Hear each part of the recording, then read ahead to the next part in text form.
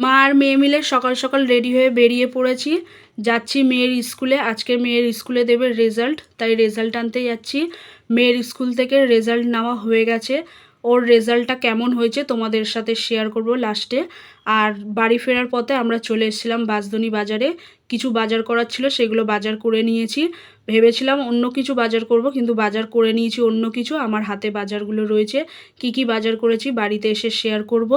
আর আমাদের না তিনজনার ফ্যামিলি তিনজনারই ঠান্ডা লেগেছে, এতটা পরিমাণে ঠান্ডা লেগেছে, মানে ঠান্ডাটা লেগেছে চোখে। আমার তো ডান চোখে প্রবলেম, মানে ঠান্ডা লেগেছে তাই ডান চোখটা একটু প্রবলেম হচ্ছে।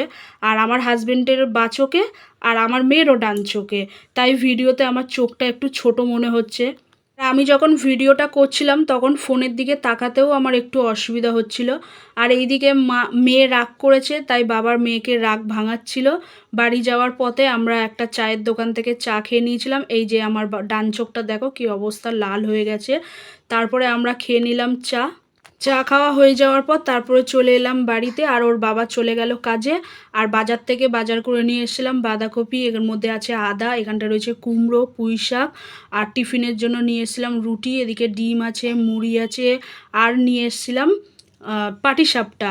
আর বাড়িতে নিয়ে আসার পর খোলার পর লোভ আর সামলাতে পারিনি, মেয়ে আর মা মিলে খেয়ে নিয়েছি পাটিসাপটা।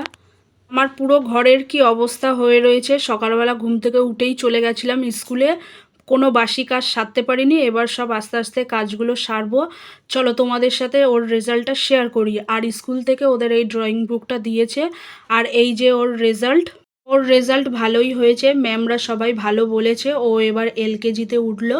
এইগুলো হচ্ছে ওর আগের এক্সামের, এইটা হচ্ছে ওর ফাইনাল এক্সামের। এই যে রেড কালারের যে স্টিকারটা দেওয়া রয়েছে। আমার মেয়ে যেন এরকম একটু একটু করে সুন্দরভাবে যেন বড় হতে পারে, আরও যেন এগিয়ে যেতে পারে, তোমরা সবাই আশীর্বাদ করো। আর আমি তো ঘরের কোনো কাজ সেরে যাইনি, এখন সব ঘরের কাজবাজ করব, রান্নাবান্না করব। তো ভিডিওটা এই পর্যন্ত, কেমন লাগলো অবশ্যই কমেন্টে জানিও। সবাই ভালো থাকবেন, সুস্থ থাকবেন, সবাইকে টাটা।